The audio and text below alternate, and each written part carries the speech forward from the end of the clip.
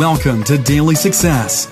Listen in on these personal conversations with today's leaders, innovators, and influencers as they discuss daily success principles, systems, and solutions. Get ready for Daily Success. Now, here's your host.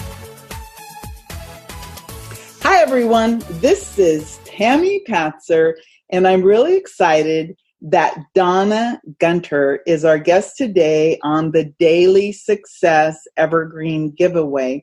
But before we talk about what Donna is giving as her gift, let me tell you a little bit about her. Donna Gunter is an Amazon #1 bestselling author of Make Them Choose You and Brand Yourself as the Trusted Local Celebrity. And she helps business owners, consultants, speakers, and professionals stop the client chase by leveraging their knowledge to gain authority status in their industry. And then she helps them dramatically amplify their message and shows them how to convert the new audience into high-paying customers. She uses her proven Become Business Famous signature 7-step program, and then Donna works with them to build powerful personal brands that increase their reach, reputation, and revenue through speaking, publishing, and publicity. She's a certified internet marketing specialist, a member of the Best-Selling Authors Association, and host of Main Street Mavericks Radio. And the gift that she's giving away today that is of such high value is 9 quick ways to become business famous in your local area. And this is really important because, as many of you know, I help people with their massive media exposure. And one of the things that both Donna and I agree on is that you can start at your downtown, uptown, local level. So I want to ask you, Donna, about that. Why would a local business person want to have a book? Well, Tammy, that's a great question. I think it's especially important for business owners in professional services fields because they typically want to build their credibility and their authority so that they stand out from their competition. You know, most business owners do things like write case studies or publish testimonials and reviews. They might get interviewed on TV or hold a lunch and learn kind of series or go to networking events. But the big challenge with all of those strategies is that they take a long time to create and to implement. So business owners can build their authority and credibility and get where they want to be using these strategies, but it's going to take some time to get some traction. And most of them don't want to spend 3 months or 6 months or 9 months or a year trying to get that kind of traction. They want to explode their business and typically do that pretty quickly.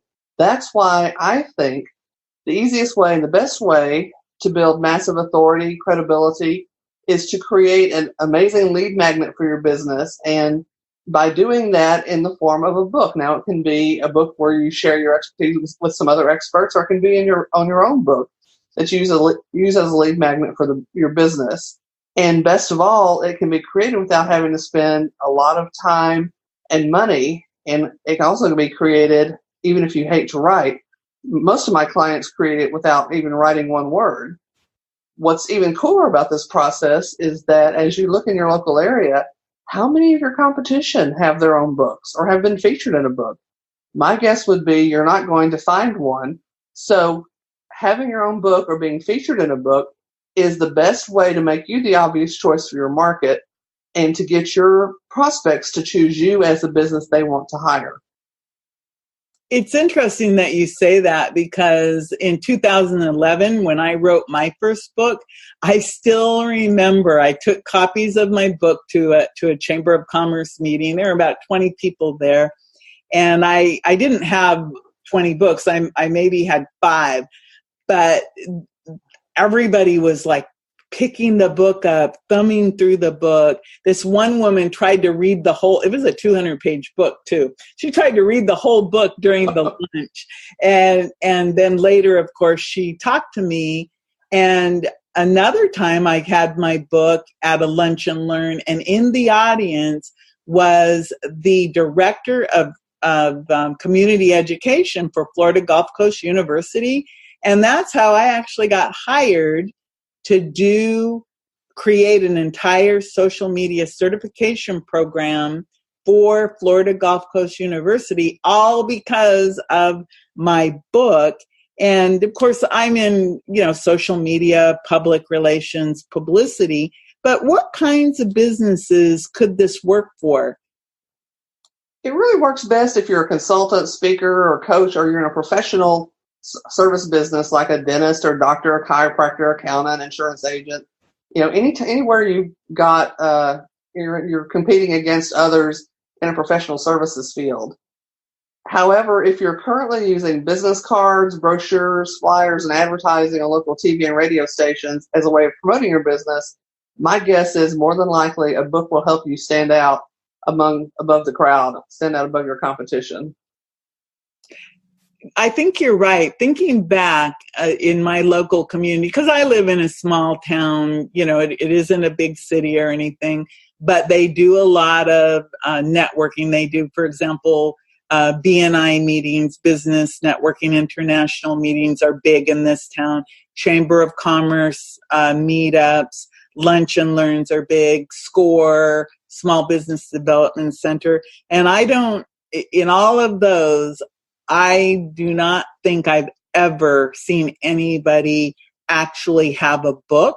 They do have business cards, but I don't think I've ever seen anyone except me have a book in those meetings.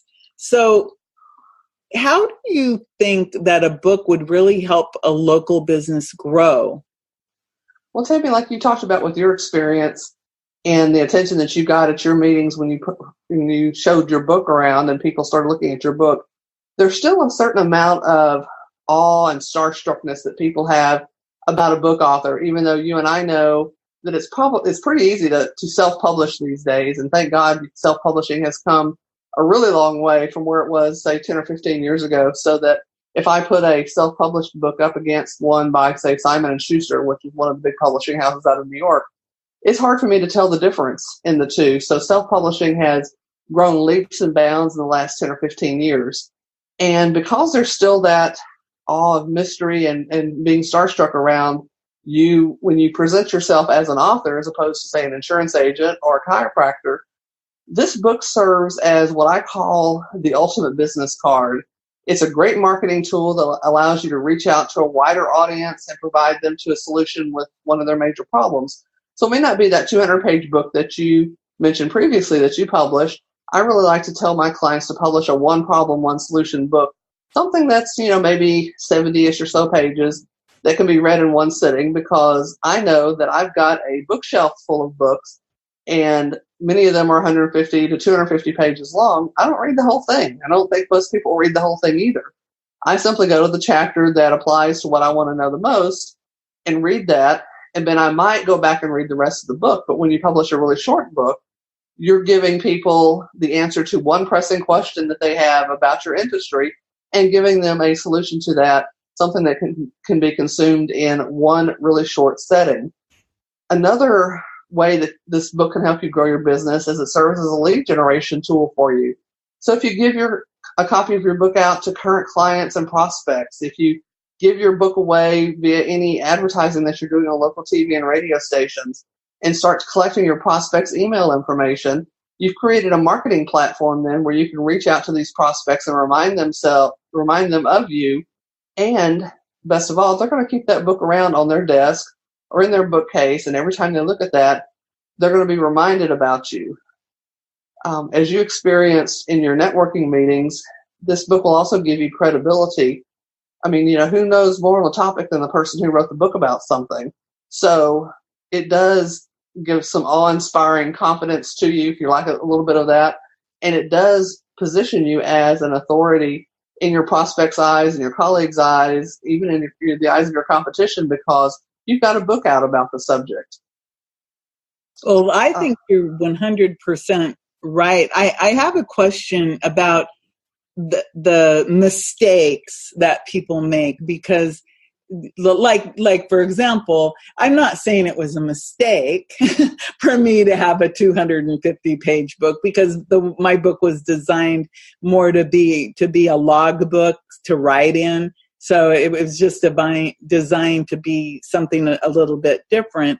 But what would you say is the biggest mistake that local business owners make that might cripple their ability to use this book for making money? What do you think about that?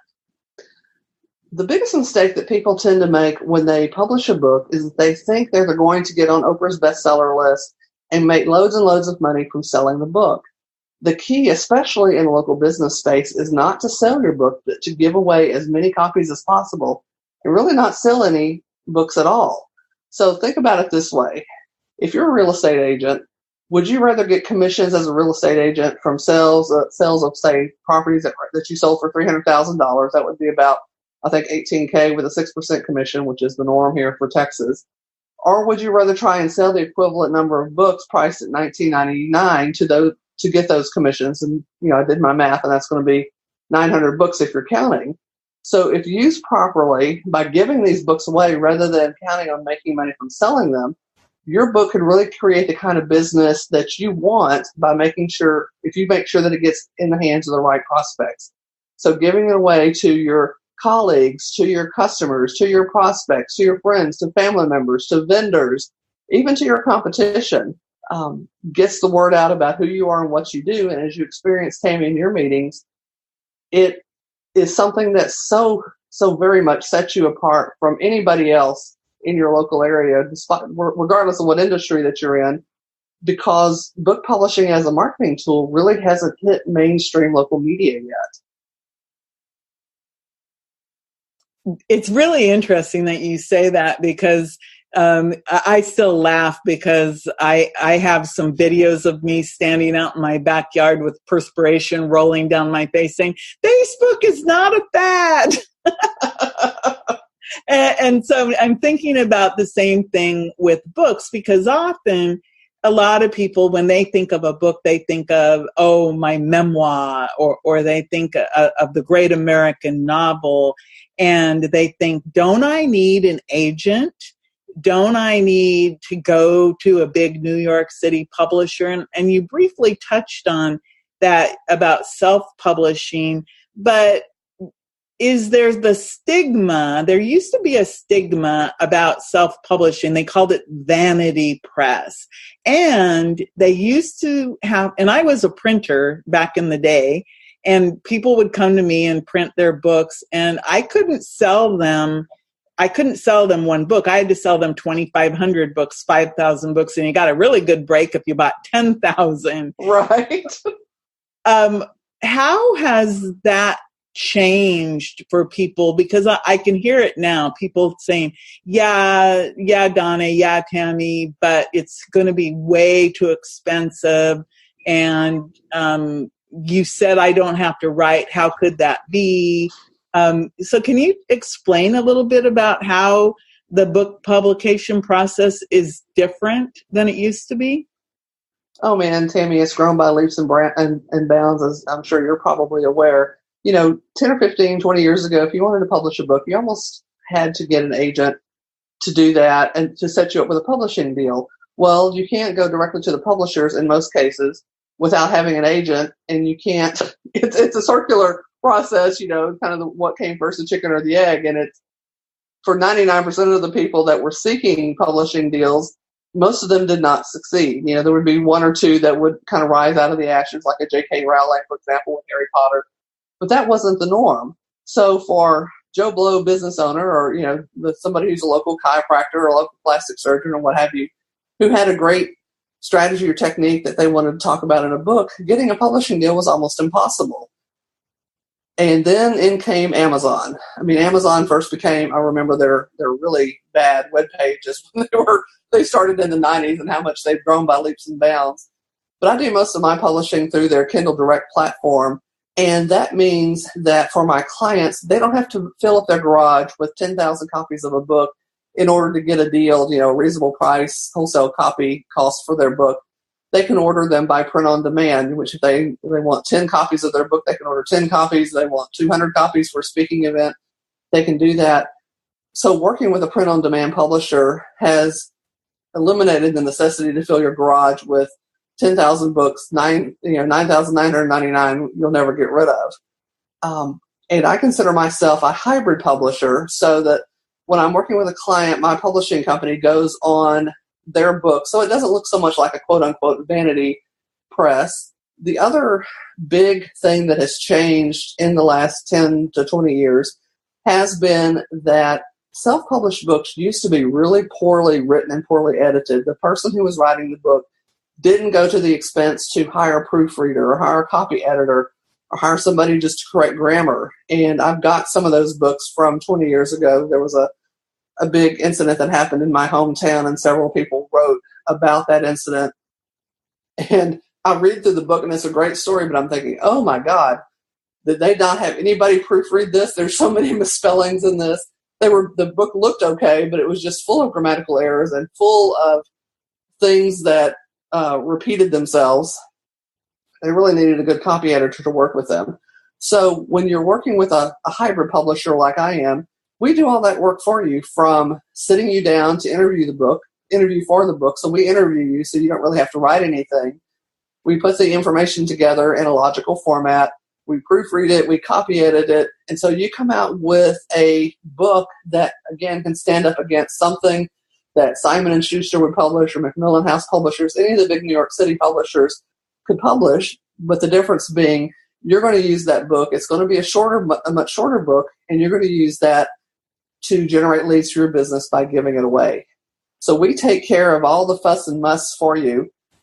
In total, I think my clients, including the interview time, maybe spend 3 to 4 hours total in the process, from their interview to giving their okay for the cover, to having somebody to them reviewing the proof as it comes to them, as opposed to somebody who's a true self-publisher and they're investing 30, 40, 50, 60, 80 hours in the process if they're doing it from soup to nuts, from the writing process to the editing process to the cover design process to uploading it to having it printed. And so if you're more of the, I really want this done, I really want to grow my business quickly, you'll hire a hybrid publisher to do most of the work for you, do all the heavy lifting. Because I know most business owners are so busy providing services and or marketing their business, they don't have 80 hours sitting around to be able to do something like this. One person I spoke to, who's a fertility specialist, talked about, until she got to the point of deciding to hire a hybrid publisher, she had spent 3 years working on her book. And she could kick herself because that's 3 years she did not have a book in hand to pass out to prospects. And it has been such a boon to her business since she published that book. And I think you're absolutely right, because, again, most people, they literally don't understand that you don't have to sit down and write a book. They sit there and look at a blank page for hours and hours. And think about that. How much money did she lose in that 3 years of, trying to create something? And when you set her down, and some of these interviews can be as short as 60 minutes too. Absolutely. Can you imagine if you were able to, contact you, Donna, and say, hey, Donna, and you go, okay, well, we're going to interview you, boom, boom. Hey, and you look at the clock, like in the amount of time that we've spent talking, which is a little less than a half an hour right now, you could have a short book, and in just the information that we've provided in our conversation, there's enough really good gold nugget information for a short book about how do you become this business famous. So it's beautiful how that all works. I wanted to ask you this because you know a lot about how business owners can use their book to get referrals. Give me some ideas about how to use this book that are concrete, so that our listeners can walk away with going, oh, I can do that. Well, one of the things I tell my customers, my clients, to do is to send out their book to local media to position themselves as a subject matter expert, or they like to call it a media darling. again, you and I both know that this is not very commonplace in local media, especially if you're in a smaller town. And by smaller town, I mean, somewhere under maybe 200,000 or so. It's just not every day that somebody runs across a business owner who's also a book author. So letting your local newspaper, magazine, TV station, radio broadcasters, and reporters know that you've published a book will get their attention, because these media types are always looking for subject matter experts. So they may not use you right away, but 3 months down the road, 6 months down the road, their editor may say, well, you need to do a story on such and so, and that's something you happen to be a topic expert on. So they've got your book right there with your contact information. They can get in touch with you, and it may just be an audio interview, if they're doing a written piece, or they may ask you to the radio station or to the television station to do an in-person interview about that particular topic. It's so important to stay top of mind. And the nice thing about being a book author, as opposed to sending somebody a flyer or a business card or a brochure, is that people are hesitant to throw books away. I've got a library's worth of books. Trust me, I've been asked if I run my own library. I have so many books in my office. And it's painful for me to throw those books away. Now, my husband doesn't have that pain. He throws the books away all the time. And I turn around after him and pick those up out of the trash and give them to Goodwill. But for most people, it's difficult to throw a book away. So this reporter, this media person that you sent your book to, they're not going to ditch your information as quickly as they might if you sent them a brochure or a flyer. They're going to keep that around on their desk. They're going to keep that around in their bookcase. And so they're looking at that all the time. And that may actually entice them to invite you back several more times if they're doing a particular series on something that you're a subject matter expert about. I'll go back to what you also said, Tammy, about taking your book to networking meetings. When you give out a copy of your book at any local meeting, be that a networking meeting, a Lions Club meeting, a professional association meeting, you are going to stick out, trust me, so much more than people who've just been passing around their business cards. It will give you a huge edge over the competition.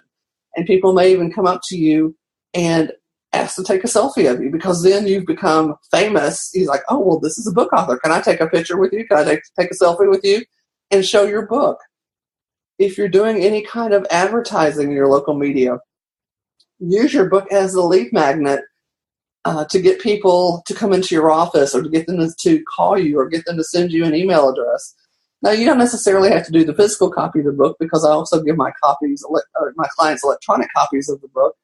But how much more traffic could you get to your website if on your local TV commercial, you're, say, a dentist and you're aiming at the bridal industry, and you've got a book on teeth whitening for brides, instead of saying, call me at this telephone number to book your free appointment.